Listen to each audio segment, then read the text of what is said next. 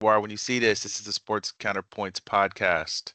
Uh, Sports Counterpoints Podcast. Today is September the 30th, 2025. Greetings to everybody, wherever you may be as you check us out. I'm GB, got Brian and Coop with me as always. What's going down, guys? Man, What's going all our on? teams lost, I think, man. I was just telling B, all lost close games too. Yeah. So man, we get into it. So let's see what we got going, man. Let's just dive in, starting with the we'll just run down the slate and then we'll get to our games. As we always do, I'm gonna throw out the games, say the scores. Y'all tell me your thoughts. If you pass, we pass. Starting with Seahawks and Cardinals. Seahawks win 23-20 last Thursday, the 25th. Well, I think Brian should start that because he picked Seattle. I picked it in my point spread league later, but on this show, I picked Arizona. So you go ahead and start this one, Brian. Yeah, I mean, I just think Seattle's not that bad. I mean, Sam Darnold is actually having kind of a decent year statistically, and he's playing solid football, probably football that we wish we had in Minnesota right now.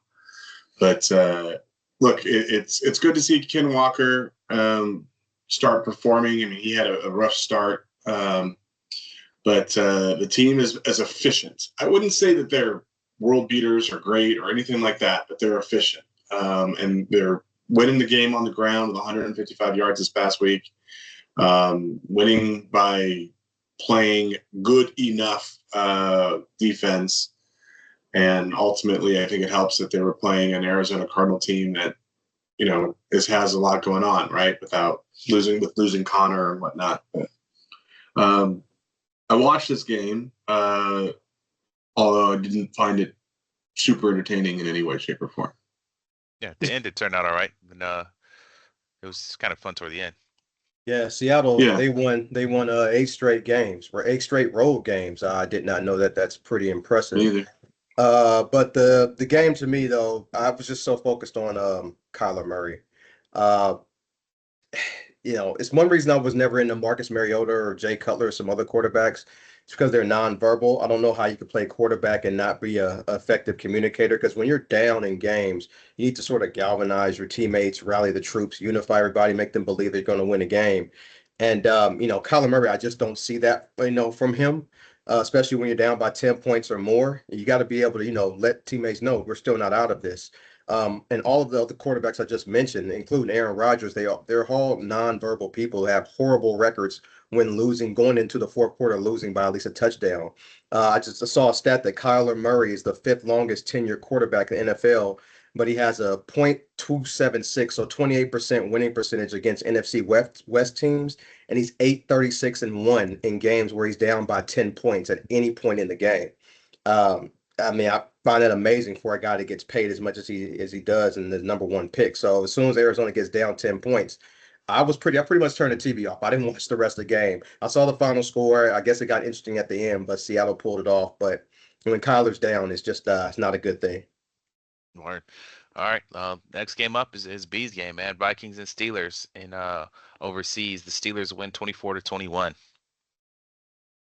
Yeah, this was a difficult game to watch. I mean, they didn't play very well at all. I know that the score shows a 3-point loss, but this game was painful because they didn't score until the fourth quarter. Right, they got 15 points in the fourth quarter, and other than that, they were just kicking field goals.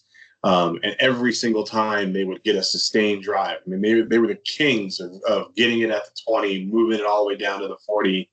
And then kicking a field goal or moving it all the way down and throwing an interception or a fumble or something like that. Carson Wentz, if you look at the yardage, 350 yards, 2 touchdowns, that's great. But those 2 picks are just painful. And, they got lucky a couple times. There was actually a couple other times where there were picks that got overturned by penalties, but this was not a good game. They did not look like a good team. The fact that they were able to get this game even close speaks more, in my opinion, to the deficiencies of Pittsburgh than it did anything else. What I don't want to hear is all the people talking about how Aaron Rodgers looked great because he was 18 for 22 with only 4 incompletions, but for 200 yards. it really just he did enough to not lose. He did not do enough to win the game, although they did. I think that has more to do with the 2 picks and the Pittsburgh defense that ultimately played pretty well. I'm very not sure that I'm in on this Vikings team.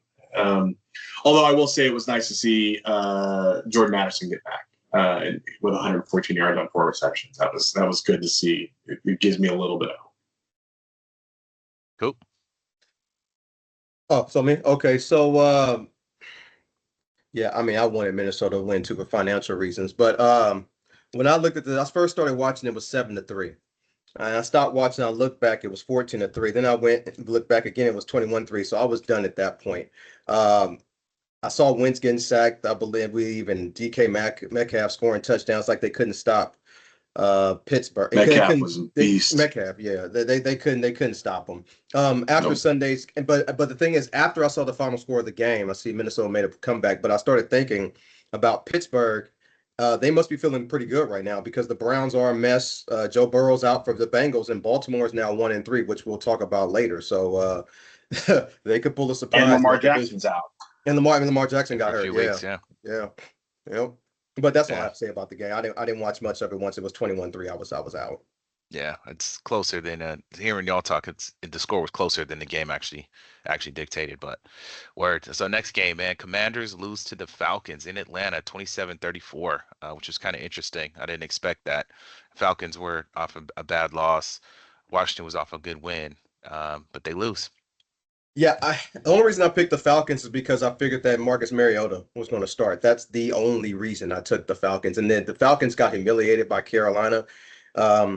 Teams like that, I mean, teams usually when they get humiliated, they have some extra firepower. They really want to make a statement in that next game, and it just so happened to be against Washington. I don't know if Jaden Daniels played or not. I did not watch any of this game. I just saw the final score, and then Atlanta won. Brian, did you watch any of it? Yeah, no, Jaden Daniels didn't play. They announced on Friday that he wasn't going to play. Okay. I was watching the game kind of passively because really what I wanted to see is if Ja'Cory Krosky-Merritt was taking advantage of the opportunity, which he really he did to a certain extent. He and Chris Rodriguez got 7 carries apiece, and Chris got a few more yards. But most of those yards were on 1 carry, which I think he had a big one for like 40 yards or something like that. On the Atlanta side, there's things to be excited about there. I mean, what was it? I'm looking at it now. Drake London and Bijan Robinson both had 100 yards receiving. And Bijan Robinson was also pretty much a beast on the ground with another 75 yards and a touchdown on the ground.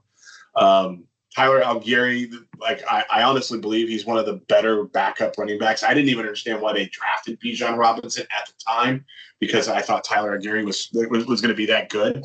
But Bijan is obviously proven why. Anyways, they showed some signs that they might actually have some fight in them in this division. That's all you got? That's it. Not you. I'm talking to. All right, you guys are good. Word. All right, cool. Next game, Los Angeles Chargers lose to the New York Giants, 18-21. Chargers fall to 3-1. I mean, it's only 1 loss, and then the Giants win their first game with Jackson Dart starting. Did you guys watch any of that game? I did. Yes, because it's on local here. Go ahead, B. Well, I mean, I know Glenn wants to jump in on this one because Herbert looked awful. He looked so bad. The whole team on offense looked discombobulated, and which is weird to me. Again, I think the Giants kind of fumbled in a win. Jackson Dart didn't necessarily do anything. Russell Wilson, he had one completion. I did like seeing Scadaboo get more carries and become kind of the number 1 back there. But they really, the Giants didn't win this. The Chargers lost. There's no reason for them to perform like this against a mediocre Giants team. But they looked completely out of it in all facets of offense. Cool. Well, look, I was very skeptical of this game, to be perfectly honest with you. The point spread for this game was Chargers -6.5. Then the news came out that Jackson Dart was starting, and the line did not move. that 12 antennas in my mind. It stayed the same despite almost 90% of the money from the public going on the Chargers. And now I see why. Not only did the Giants cover, but they won. The Chargers, look, they got off a good start, but like I wasn't a believer in their offense with Keenan Allen, Lab McConkey, and Quentin Johnson, not over a 17 game period. But I think the biggest thing in this game was Justin Herbert is now down his three best offensive linemen because Joe Alt was carted off the field with a high ankle sprain. So you already got Slater out. You got the other guy out. And then later in this game, then Malik Neighbors, he has a torn ACL. Jackson Dart, watched him. He really didn't do much. I mean, he ran pretty good, but, some throws he made and some he was, way off target. But I guess that's to be expected. But I just think the Chargers, they're a team that just can't have injuries because they're not a deep team, but especially not on the offensive line. You got your three best linemen out. It's going to be a problem for the Chargers going forward because I said the Giants, they have talent, especially on defense. They have some players on that team. They just don't have a quarterback. Yeah, I mean, it's a heck of a game plan. They shouldn't lose that game. So, as I much hear you. as I think what you were saying also about quarterbacks earlier and not coming back when down. I think that's probably my biggest knock on her, but I know I'd be clowning. A lot of it's just for fun. I mean, he's obviously won games, so it makes it more fun. But when they're down, when I'm watching them play, I'm not watching it like, oh man, they're guaranteed to win this game because Herbert's there. I'm like, we'll see. Like it just doesn't spark that kind of, I think right now Baker Mayfield does that. There's a bunch of quarterbacks and guys that you mentioned. There's quarterbacks you watch, you think, okay, damn, he's gonna take it over. Um, okay, his linemen are out, fine, but I mean, he was throwing picks. He threw the ball 41 times, 200 yards, two picks. Hampton looked good. Quentin Johnson had another 100 yards and a touchdown. So, I mean, and like y'all said, Jackson Dart, I think what he did bring was juice because the Yeah. crowd was excited. Yep. Coach, like players were excited about it. Yep. And sometimes just, how that goes. You swap in Yeah. a new guy. They've been seeing him in practice. They ready to go. Now, does it sustain? Often it doesn't. I think the same thing happened to Penix. And you start preparing for them dudes, and it's not the same. But I thought it was pretty funny. And they were my division, so I was happy to see the Chargers lose. But they looked really bad doing it. So I mean, if you're supposed to be a good team, you're not supposed to lose that game. So Yeah. Hope is a real thing. The hope is a real thing. It yeah, gets some juice, excitement. Yeah. So energy. Yep. yeah. Well, that shouldn't have mattered. Herbert's supposed Yeah. to be good, man. You're I not hear supposed to you. go out like that. Yep. So all right, word to that. And then the next game, Titans Texans. Titans lose 0-26 to the Texans. I have zero comment. Yep. Sliding on then. Yeah. Eagles Buccaneers. Eagles win 31-25. I guess I'll start this one. Look, I only picked Philly in this game because Mike Evans was out. Tampa Bay, they've covered three straight games with fourth quarter comebacks by Baker Mayfield. I just figured it had to It's stop quarterback. sometime. And I figured it had to stop sometime, and it stopped against Philly, even though Tampa Bay did have a chance to possibly win this game, but Philly pulled it out. But the big thing about Philly now is the whole A.J. Brown thing, how he's not getting the ball and he's going to social media about it. But that I really have nothing to say about the game. I mean, Philly won the game, but Philly still has offensive issues. B, what you think about it? Yeah, I mean, Tampa Bay's a good team, but you can't spot good teams 24 points in the first half to your 6 and expect to be able to come back against good teams. You can do it against a whole bunch of other ones, but when they just won the championship, it's going to be real hard to make up that ground. Baker Mayfield gives pretty much any team he's going to play for at this point a fighting chance because he has a never say die attitude, and that's great to see. But you can only overcome so much. Yeah. Yep. Word up. Panthers lose to the Patriots 13-42. Got a comment, Keep it B? moving. All right. Nope. I'll just say one thing. Carolina made Drake May look like a Hall of Famer. I mean, he was slinging that ball over that bad defense. But yeah, move on. He only had 14 completions, 203 yards. I mean, so many of the points were elsewhere. So some of them throws he was making them guys that was open. Plus, Carolina only has 2 sacks through 4 games. I mean, they're just not a good defensive team at all. Just not. Saints lose to the Bills 19-31. Kind of to be expected. Browns lose to the Lions 10-34. Kind of to be expected. Any comment, B? Which one? On the Lions, because there's something in that game that can help you. Both, Cleveland, they are a rough and tough team. Both of Detroit's starting corners got hurt. That could help y'all in the future. Well, we don't play them for a while. I think Oh, we get really? them Oh, all okay. both times in the second half. They'll probably be just fine. Okay. But I think we need to worry more about their double-headed running back situation, because that's where we get toasted by them historically. I saw a stat. Jared Goff's only been sacked 3 times all season. That's That pretty line is impressive. crazy. That Yeah, line is it's crazy. impressive. Yeah. Next game, Jaguars beat the 49ers 26-21. Shout out to Aunt Jill was out there at the game. So I got to hear it from her firsthand after seeing it. Just said it looked like they get close and then give it away, get close, give it away. They did everything they could to lose that game. What was your take on it, Coop? I see a little more than that. Well, Jacksonville, look, I don't care what starting with them. I don't care what the stats say. Trevor Lawrence is still not good. I have nothing against Travis Hunter. Hope he has a great career, but I think for somebody of his stature, you can't trade multiple first-round picks for somebody of the physical stature of Travis Hunter, because he's not playing both ways in the NFL. That's just not happening. Now, on the 49ers side, look, I picked them to lose against Arizona. Somehow they escaped. I picked them to lose against Jacksonville. But I did think we had a chance because Purdy was playing. But, you come to find out watching that game, his toe was worse now than it was before. And he was pretty much just rushed back because Mac Jones got hurt. And Purdy wasn't moving good. The result was a 49ers loss. Purdy can barely walk now. His toe is more injured Nice. than ever. His ball control, you can just see it early. His ball placement, but yeah, balls were just flying all over the place in that first quarter. I mean, it wasn't good. And he could have atoned for it later in the game when the 49ers were driving to take the lead, but he was stripped of the football and the game was over. We'll talk about later when they play the Rams, but the Rams play on turf and he has a bad toe injury. So I think we all see where that can go. Injuries were still prevalent in this game. At one point, there was a shot on the sideline. There was a line to get into the blue tent of all these injured 49er Yikes. players. It's bad. That's Um, crazy. 49ers, they can't run the ball. Can't run the ball, can't pass protect. So there's more issues than just injuries. The reason why they don't do both well, they never pass block well. But the reason, if you watch the games, the 49ers offensive line on run plays, they don't move the other defensive players off the line to scrimmage. You can easily see it in the red zone. They don't get any push. Before this game started, Christian McCaffrey had 7 yards on 13 carries in the red zone because the offensive line, they can't make any space or any holes.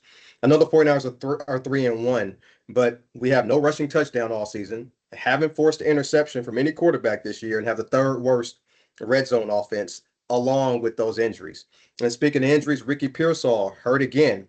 He played through a knee injury. Now it's worse. The other guy, Jawan Jennings, Mr. I Want More Money, he stays hurt. And at first it was a calf injury, and now he has a rib bothering him. So, I just think when you're a quarterback like Brock Purdy, when you can't tower over body, when you're not that tall, he has to be able to see everything clearly so he can be extremely accurate. If he's off target on passes, it can be a disaster. And that's what it was. I don't think people understand. A lot of NFL quarterbacks aren't small people. Like I've seen Cam Newton in person. He's huge. Haven't seen Peyton Manning, but I heard he's a big guy, 6'5", 230. Never seen Eli, but he's 6'5". I've seen Andrew Luck. He's 6'4". These aren't small people.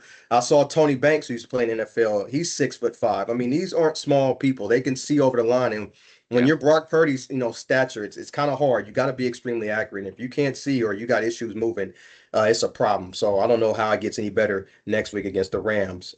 B, did you watch the game? I did. So before the game, you sent a text to us and you were talking about how you thought the 49ers may have a chance because Yeah. Brock Purdy was playing. Right. And Right. if you saw my reply, which was a lot of skepticism, that's one way to think about it. I actually thought that their chances of winning went down pretty dramatically because Brock Purdy. Yes, I don't like Brock Purdy. We all know that. But the problem with playing somebody who's not ready to play too soon is that they come out and they turn over the ball 3 times, which is exactly what Brock Purdy did: 1 fumble, 2 interceptions, and that's problematic. All the injuries withstanding, they could have. It's going to be a rough middle of the season for them until they get healthy, and I also just don't think Brock Purdy was either ready.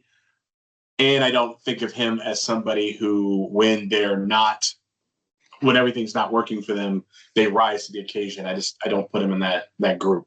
That's just my thoughts on that. Right. Right. Yeah. Tough L. Man, you mentioned I was going transitioning straight to them. The Los Angeles Rams beat the Colts 20-27. Colts was in there, man. I think they might be at least semi-real. They don't look like a fluke. Yeah, I think the Colts are actually a really good team. I picked the Rams because I think they're better. I think the Rams are actually going to be a team to watch throughout this season. They've got so much talent. I mean, Puka is leading the league by like 40, 50 yards in receiving. I think maybe even more than that. We're only in week 4, and he's already halfway through a 1,000-yard season. He had 13 receptions in this game. I mean, dude was busy. I do think Kyron Williams is legit, and I think they're doing a nice job of mixing in Blake Corum. And then Matt Stafford is looking healthy. And when Matt Stafford is looking healthy, he even had a couple scrambles in that one. What do you have? 4 scrambles. One of long was for 6 yards. The other didn't do so well. But he had a scramble for a first down. He looked spry. He made him go that way. But when he's throwing 41 attempts for 375 and 3 touchdowns with no picks, the Rams are going to be a very, very hard team to overcome. That's not to say anything bad about Daniel Jones and the Colts. This wasn't his best game. It was a little bit of a setback, but they still look like they could do things throughout the season, in my opinion. Yeah, I know people are talking about the Daniel Jones renaissance, and for good reason, but I don't think enough people are talking about the Colts offensive line. I mean, it's a lot easier to play quarterback when the defense can't get to you, and the offensive line are not letting people get to him, and when Jonathan Taylor is running the way he is.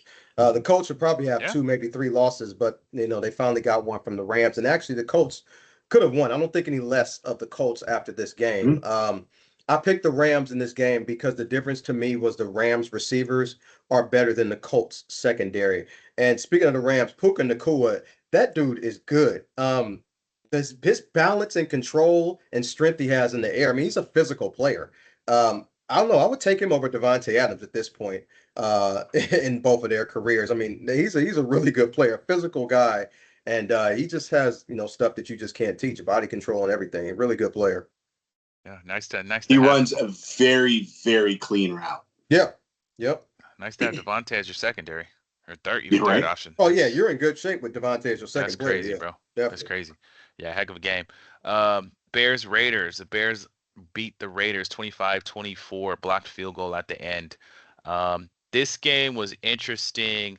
I mean, again, I told y'all about my perspective shift. So, it's funny because as a Raider fan, I mean, I think, we've been down bad for a long time. So as soon as people start seeing this, it's pretty funny to read some of the comments and see people. And same thing we've done every year, the last 20 years. Fired a coach, fired offensive line coordinator, get rid of the quarterback, get rid of this person. All right, guys. I think, it was a tough loss. Geno didn't look good again. Turned the ball over way too much. He knows. I think he can figure that out. Ashton Genty had a good game. Finally, kind of broke out. Had like 150 yards, 155, I think, from scrimmage. Like 3 touchdowns. Bro was looking pretty unstoppable. Offensive line looked a little better. The last few weeks we were really, really bad. And they looked pretty solid. So it's been interesting. We've lost in different ways every time. So like last week, it was just defense got run over. I don't think we even turned the ball over like that. A couple times, but we were just getting run over. This week was they were there. They'd score when they needed to. Genty looked good. The running game finally showed up, but then it was special teams because the field goal gets blocked. So I mean, I guess they're getting all the ways of losing out early, but a tough loss. But I didn't expect this to be obviously an undefeated season, nor do you expect a completely new team to always figure it out so early. So. On the Bears side, I mean, they did what they had to do. I thought the play calling was pretty solid. Caleb, did what he had to do in spots to make it work, especially that last drive to get him down there in the end zone. 212 yards, a touchdown, and a pick isn't anything like too crazy. But 2 fumbles it was enough also to win. that they got recovered, but 2 fumbles is a lot. You got to hold on to the ball. Yeah, no, definitely. So the Raiders lose. What do y'all think? Go ahead, B. I only have one takeaway from this. Yep. It was so there was a lot made about how Chip Kelly was forcing Ashton Genty to put his hand on the ground and line up bent over. And this was the first game when Chip Kelly basically said, no, he could stand upright and get the vision. And I do not believe it's a coincidence that this is also the game where Ashton Genty looked like Ashton Genty.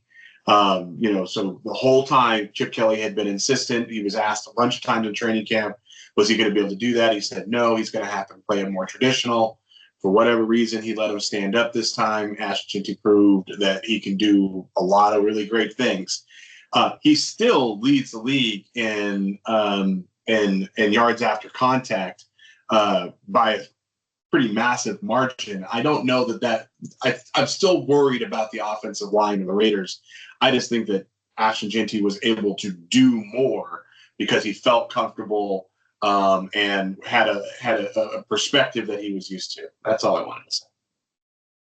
Yeah, like I really could have seen this game go either way. I know I picked Chicago, but this game really could have went Almost either did, way. right? I mean, it could have went either way because Chicago Bears, they're a bad road team and not a good defensive team. I mean, they need help.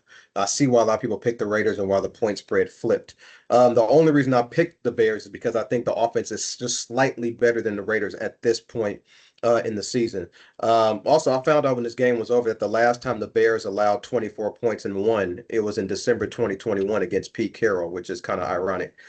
Didn't know that. After that game, the Bears have lost 27 straight games when they've given up 24 points or more until Sunday against the Raiders. But this game doesn't change my opinion of either team. Obviously, it could have went either way.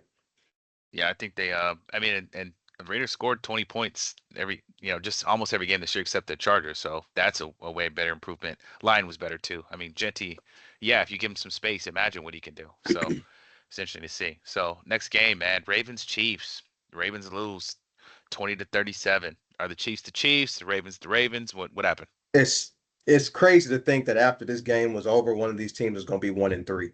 And it's the Ravens. I felt last year that was Baltimore's best time to win a Super Bowl. Some people say it was 2 years ago when they had the number one defense in the NFL and Mike McDonald still is defense coordinator. And I guess the so-called MVP of the league, which is debatable, Lamar Jackson, but in home field advantage. But I think last year really was the year.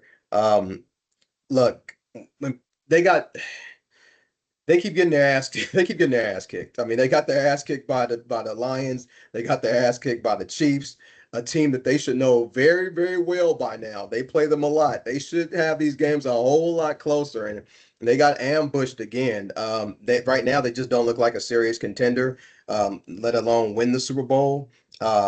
Lamar's hurt, and even though the whole offense is built around him, they got Cooper Rush, which I don't know why, because Cooper Rush and Lamar Jackson are two totally different quarterbacks. So you sort of have to change the offense to fit the style of Cooper Rush. Not sure why he's the backup, but I know something was wrong. I knew something was wrong with Lamar Jackson this game because there were guys on the Chiefs who have never caught Lamar Jackson in their life. And they were getting to him on Sunday. So I know something is wrong with Lamar Jackson. It looks like he has a hamstring injury. And last note, saw that Mahomes on short weeks is now 19-3. So he's a person you do not want to bet against on a short week. Comes out motivated and ready. Brian, anything on this game? Yeah, I mean, you could see the play that Lamar Jackson got hurt. It was in the second quarter. He pulled up right at the end of a small rush. And then after that, he barely rushed, but he tried to muscle through. I believe it was on the 17-yard play that brought him right over there. We're going to have to monitor that, right? They said that they asked Harbaugh after the game if the reason he left the game and didn't come back was because of the score. And he said, no, there was no way he could have played any more of that game. That's concerning. That means it's a more significant injury than a little pull of a hamstring. It looks like he might miss a couple of weeks. Mm-hmm. They can't afford to be 1-5 and come back, right? I mean, the Steelers, these other teams, they don't even have to be good to keep Baltimore down if they go 1-5 with them being out the next couple of weeks. So it all really depends on what Baltimore can do while Lamar Jackson is out, and we'll have to see how that goes. Yeah. Lamar's on my team in Brian's league, so I should have known he was gonna go down. And there goes my chances of any kind of wins these next few weeks. Next game, Packers Cowboys, man, tied game, ending a tie after overtime, 40-40. Plenty of storylines on this one. What do you guys think? I mean, it was more of a shootout than I fully expected. I mean, Jordan Love and Dak Prescott played each other to basically a stalemate, right? 31 for 40 for 319, 31 for 43 for 337, 3 touchdowns apiece. There was some aerial attacks going on there. I honestly thought that Green Bay was going to find a way to win it. A lot of that had to do with the fact that they had 164 rushing yards. Anyways, the one thing that you can't do in a game like this is turn over the ball. Jordan Love had a fumble that was lost. I don't know if that was a difference, but it certainly seems like it would have been because they were in scoring position when the fumble occurred. So this was an entertaining game, but I don't know that we can come up with any big grandiose thoughts about what the future holds for the Green Bay Packers or the Dallas Cowboys based on this game. Cool.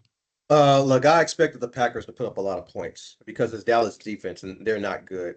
But I did not see the Dallas Cowboys moving the ball up and down the field all game against the Packers without CeeDee Lamb. That, to me, is concerning. A lot of people were pumping up Green Bay's defensive coordinator, Jeff Hafley, as the next big coordinator to hire. They can slow down after that defensive performance. It just wasn't good. Jordan Love at the end of the game. Was awful. I'm surprised you didn't mention that Jordan Love almost screwed up the game at the end of the game, Brian. It's like he got that ball, I guess, whatever, it was 1 second left. I thought time had ran out and they wouldn't have had a chance to tie with a field goal, but they were able to pull that out. But Dallas, I was looking up statistically, I guess with advanced metrics, Dallas has the 9th worst defense in NFL history since after 3 or 4 games since 1978. I mean, it's really bad. And I was looking for the whole Michael Parsons thing, looking for him to dominate, and he was mostly invisible for this game. I mean, I know he ain't Reggie White, but I just thought I would see a little more. It was also one play. He also got hurt for a big chunk of time, though. Yeah. And it was one play in the game. It was 4th and 2 from the Cowboys 49, and Green Bay chose to take a delay game and punt the ball. And I was like, you got a $200 million quarterback and a defense that hasn't stopped the Cowboys all game, and you're punting on delay a game, make it 4th and 7. But I thought they would have went for it at that point in time, but I mean, I guess whatever, they didn't. Glenn, I didn't know that Rich Bisaccia is the special teams guy for Green Bay. I didn't know that. I thought he was still with the Raiders all this time, but that's where he came from. Yeah, so I guess he's at Green Bay, but I'm just shocked that to me, the story here is Green Bay. I mean, the Cowboys, I just don't expect them to be good. A lot of people have high hopes for Green Bay. I mean, I don't know. I think they're 2-1-1 right now. I don't think that's where people thought they would be at this point, but I mean, it's still early in the season. And if you're Jerry Jones, you're feeling a lot better about that trade. And I got to be honest, because to make that trade and then that's the right move. They play out like this, you're like, all right, that makes you look a little better. So, yeah, heck of a game though. I mean, 40-40, it was entertaining. Yeah. Jets Dolphins yesterday on Monday night. Jets lose 21-27. Dolphins get their first win, right? But they lose Tyreek for the year. I don't think that matters, but B, any thoughts on this game?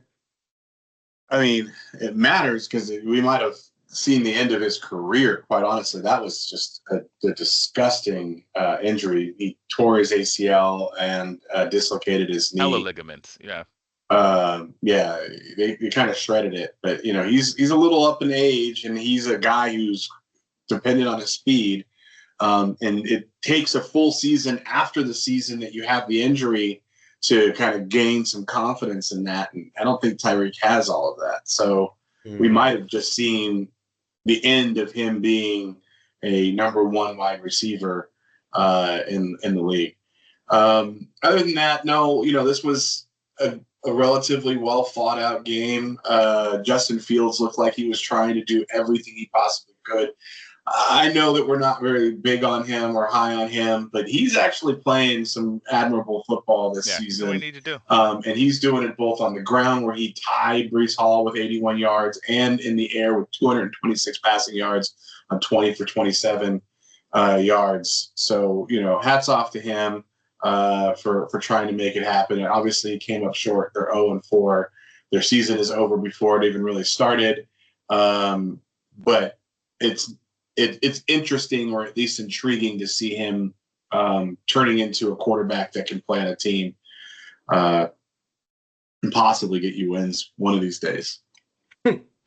I guess we felt different because watching this game, it felt like to me it was a disaster. I don't even know why it was on Monday Night Football, to be honest with you. I was thinking, if it was Both these games. if it was 7 games, this game should have been on Sunday morning. If it was 7 games, this is the game I don't think will make one of Brian's TVs. I mean, that's how bad to me I thought it was. I mean, I understand Cincinnati, Denver because of injuries, but this game, I don't know. Look, Garrett Wilson, good player. I mean, I can't give Justin Fields too much credit because he consistently can't hit water from a boat, but Garrett Wilson can make plays if all of us were playing quarterback. I think he's very underrated and very good. The Sauce Gardner thing, I really don't understand. I think he has $100 million contract, and he's kind of overrated to me. I saw tight end Darren Waller go from the rap studio right past him into the end zone, and that's your $100 million cornerback, and Darren Waller's doing it. I don't know. But yeah, I still know why this was on national TV, especially with Tua's injury history. I mean, because he's a good hit away from being a national nightmare on TV for the NFL. So I don't know why you want to put Miami and the Jets on. But also, I was thinking, lastly, watching this game, it made me think of what the Dolphins would be like if Brian Flores would have just listened to the owner and just lost games so he can draft Joe Burrow. And instead, they end up with Tua, who Flores didn't get along with and eventually got fired and hasn't gotten a head coaching opportunity since. And because watching Tua is just, I didn't know this till yesterday. He has a 1-16 record against teams over 500. I mean, he's just not good. Yeah, you did. Yeah, you did. If you really think about it, yeah, you did. It wouldn't have surprised you if I told you that stat. I didn't know it was 1-16. I knew he wasn't good, but I said 1-16 over teams over 500 is like, wow.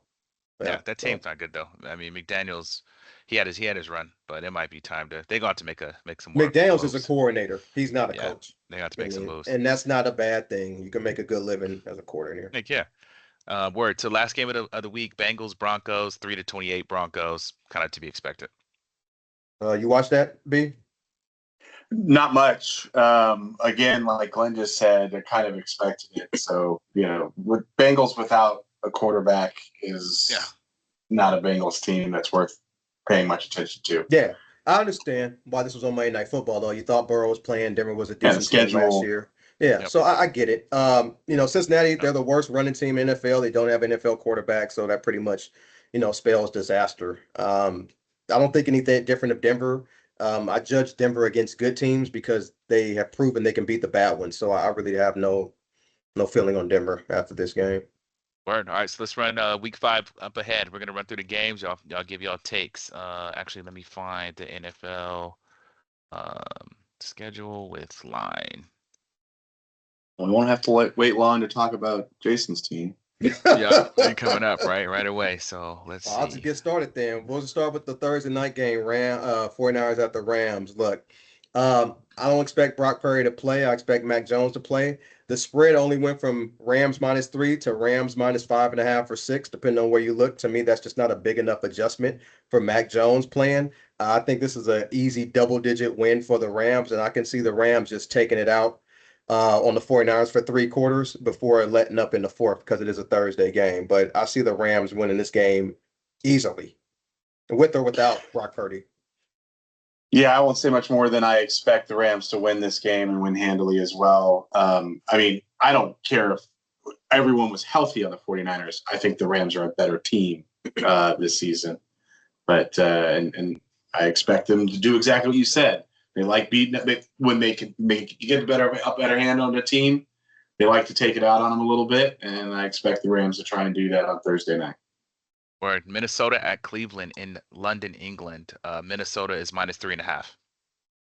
I think the Vikings are the better team, so I'm going to stick with them. But quite honestly, nothing will surprise me.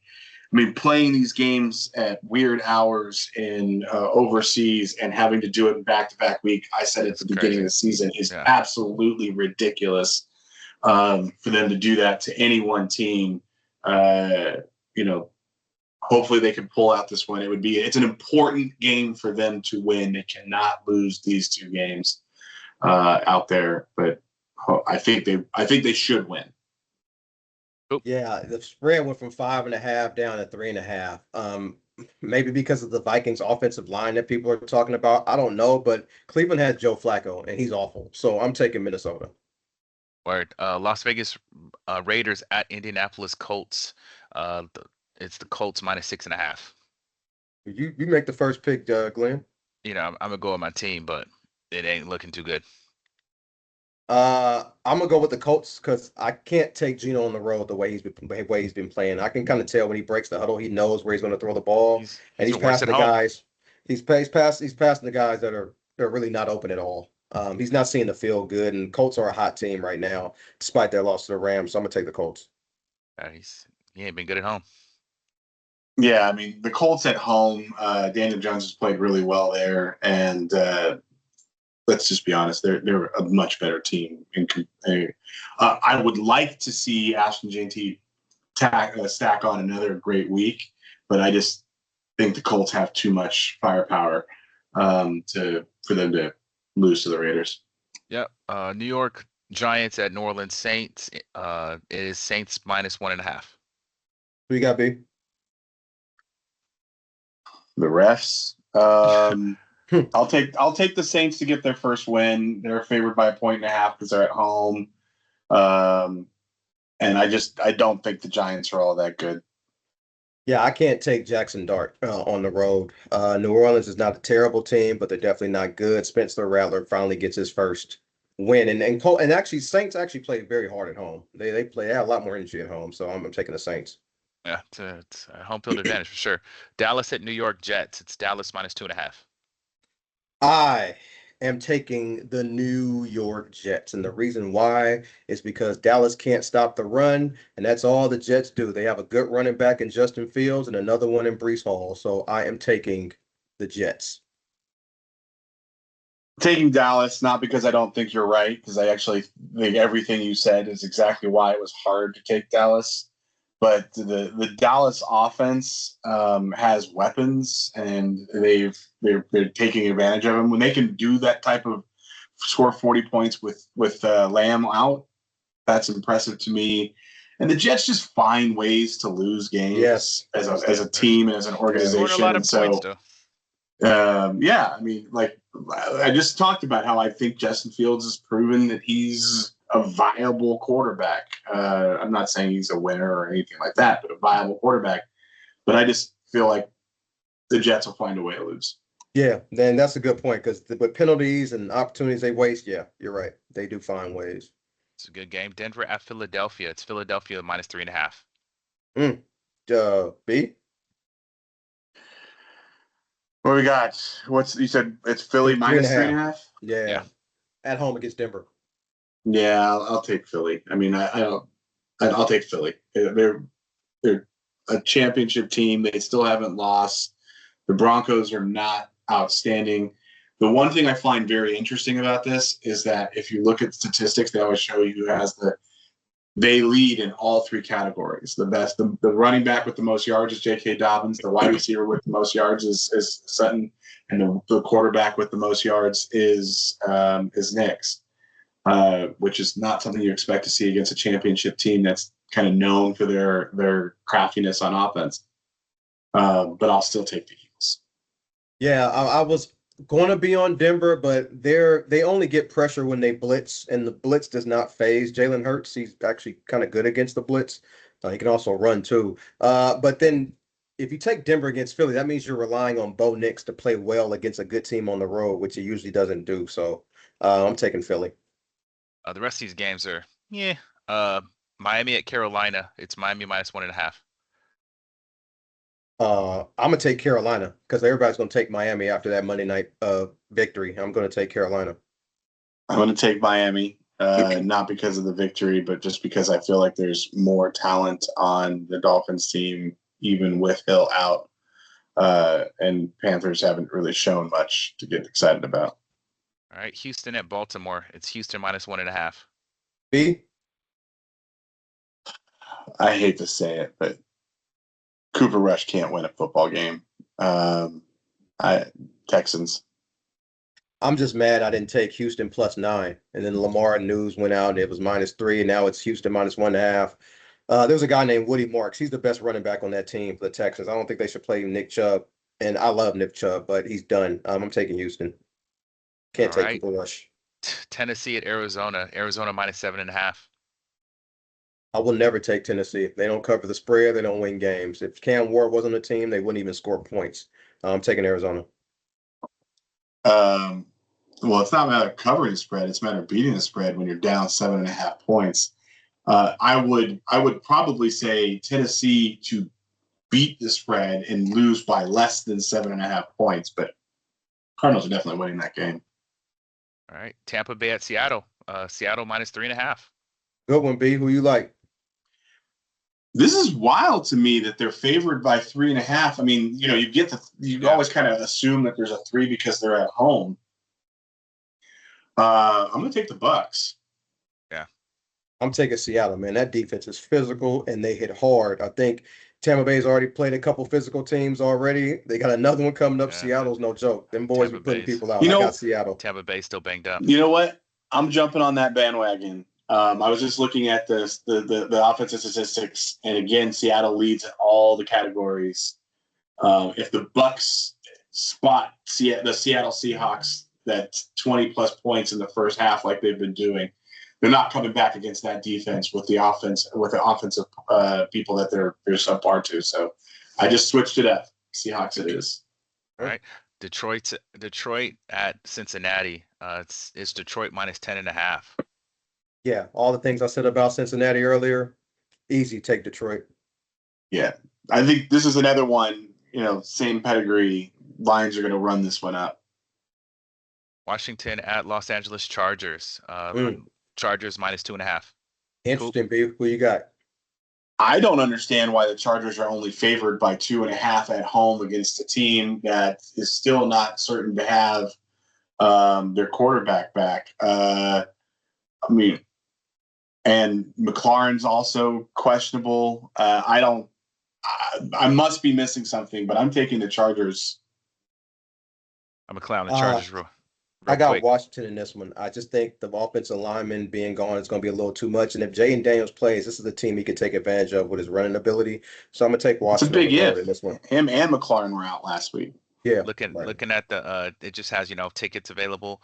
So you got the New York at New Orleans, you can get in for $26. Vegas at Indianapolis, you can get in for $66. Tennessee at Arizona, you can get in for $23. Washington at Los Angeles Chargers, you can get in for $33. So Tennessee and Arizona should be free. Come on, Charger fans. Want to watch that.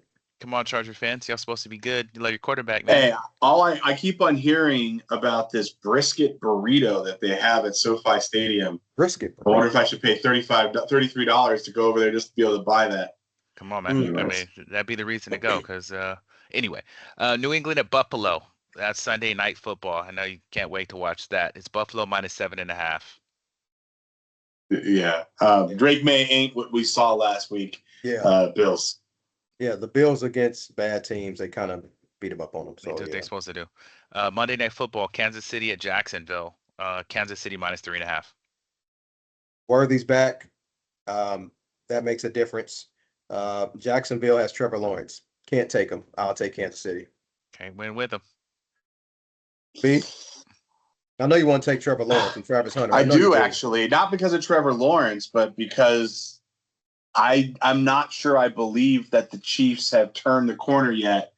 I'm going to say the Chiefs. I say it by almost reluctantly. But, if they actually are going to be able to make a move forward, this is the time to do it. They've got to beat a team like the Jaguars if they're going to, turn that corner and become a contender. So Chiefs, I'll assume on Monday night, Mahomes does Mahomes types things. All right, that's it. That's football. Let's slide into the last few segments and we out of here. Game ball. Coop, do you have one? Yeah, I do. I'm giving it to the Howard University Bison football team. Finally beat our rival Hampton, the Hampton Pirates in football, 34-7. First time since 2014. Damn. Finally beat them. So my game ball is going out to the Howard University. You weren't lying when you said finally. I had some homies from Hampton too. Shout out. Word. B? Mine goes to Puka Nacua, giving my game ball. What he's doing right now is just truly impressive. He is not a big dude, but he runs a very clean route, and he is really, really kind of powering through all this. And he's not being overshadowed by one of the best, Devontae Adams. It's impressive. I give mine to Ashton Genty, like you said earlier. It was cool to see him have a breakout. It's fun to see him kind of run, do kind of like he did in college in the Raider jersey. So that was cool. Hogwash. This was B segment. What's hella hogwash right now in the world of sports, Brian?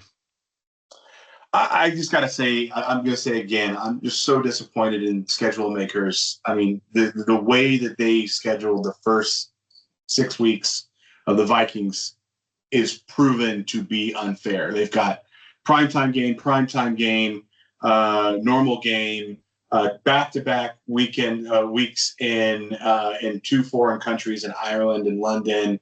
They come back at normal game, and then they play like 2 or 3 of the better teams in football. It's just a bunch of hogwash. At some point in time, there needs to be just a common sense test that looks at some of these schedules and goes, that just doesn't make sense. They're not supposed to try and figure it out to make it so that they have, easier games thrown in there, or they're not supposed to try and predict all that. That would be wrong. But when you put back-to-back games overseas at the beginning of the season, it just seems unreasonable, and it doesn't take much to figure that out. It doesn't matter who they're playing. It's just the fact that they're playing overseas. Yeah, It's funny. Me and Brian do not talk about this stuff for the podcast, but me, it's the NFL scheduling. The 2 Monday Night Football games, it's not needed, especially when you put a team on like the Jets and the Miami Dolphins. I mean, I don't Monday know Night why they Football did game. that. Yeah, one Monday Night Football, and it overlapped at that. So one Monday Night Football game is fine, but to me, I think the TV deal expires in 3 or 4 years. I can see 2 Monday Night Football games being a common thing, just like I can see about 15 weeks in the season. Every single week, there's an international game going on, like international TV package. I can see the NFL doing something like that. I don't let more want than it, one but, team have them. Yeah, but yeah, I can see real. it's going to go that route. But yeah, scheduling is a joke. Yeah, we got quite a few looking at the schedule. There's quite a few more weeks with like it's sporadic too. It's not next week, but then it's the week after, the Right. week after. I Then can it's see that not. being a common thing. Yeah. Yeah, interesting enough. Trying to get that primetime slot in other areas. I'll just give mine to the way the Raiders are losing, man. That's crazy. And Gino's I think he'll figure it out, but like 6 picks and 2 home games is wild. Last segment, minute to win it. I just want to say thanks to everybody for listening. Expect some good things this week, and then watch them flow. So, and let me know what happens to you. That's great, guys. I know Brian closes out, so I'll go. My man to win it. Mike Gundy just got fired at Oklahoma State, longtime Oklahoma State football coach. He has one of the more famous college football rants ever. I'm 40. I'm a man. You guys can look it up if you want. But I think he mentioned that they don't have the money to compete, and NIL pretty much put the nail in the coffin to ruin college football. First, it was conference realignment, which was the precursor to the college football playoff, which was never ever needed. Don't need to invite everybody to the party. Just because you don't win a national championship does not make you a bad coach. Doesn't make you a bad college football program. There was no need to do that. And with Mike Gundy getting fired, it just made me think that we will never see those good Boise State teams that competed with SEC teams, like when Kellen Moore was quarterback there. Boise just got destroyed by South Florida, which would have never happened back when Boise was good. Fresno State used to have good teams that could compete with USC and other teams in the nation when Pat Hill was coaching. That's never going to happen again because of NIL. As soon as a player gets good, they're just going to bounce and go take the money somewhere else. So I kind of missed that about college football, and with the NIL and the playoff and realignment just ruined all of that. The only reason Texas Tech right now is a player is because of NIL. They got a guy who's a billionaire through oil that's funding that program. It's the only reason why they're getting players. So now the gap between the haves and the have-nots is bigger than ever. It will never shrink. And, it's sad to see, but this is the state of college football that we're in. All right, B. So in our FAFO moment of the week, we have now had a government shutdown for a little over an hour since it's about 11 o'clock our time. The only part of the government that's still funded, as has happened, is the military, who is right now being deployed to Portland. For those of you who've never been to Portland, it is not a place you walk through and go, "I'm not safe." It's food trucks and goofy people who are a little, very hippie-esque. I just honestly can't believe that this is where we are, where we both have a government shutdown and we're invading a city like Portland, and we have a president who has just came out and said in the last couple of days, I can't remember exactly which day it was, so last couple of days, that he plans on using other U.S. cities as training grounds for the military, reminding folks that there is no charter in which the military is supposed to be deployed domestically, right? We have the Guard to do that. We have other agencies to do that. The military is setting foot in Portland right now. It's sad. It's pathetic. It's scary. Did he say he was going to go to all the dangerous cities for the military to? Yeah, and he picked Portland first. Yeah. Now, maybe it's because Portland is really scary, or maybe it's because it's liberal and has a bunch of people who are pushing back. And right. I'm going to go with one of those two options being correct, and everybody out here can probably figure out which one I think. Yeah, real talk. Department of War. Man, that's our show, the Sports Counterpoints Podcast. It's September 30th, 2025. Shout out to rest in peace to my pops. Happy birthday last Sunday. Thank you all for listening, and we'll see y'all next week.